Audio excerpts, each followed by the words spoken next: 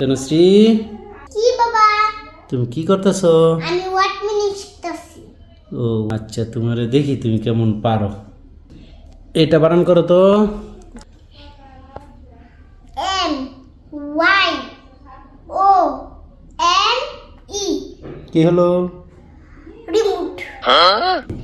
V I S I O N কি হলো? TV. F E N D কি হলো? Sound box. S U Z U K I কি হলো? Direct ট্যাঙ্কি। আর ডি এন ভি ওয়াই কি হলো?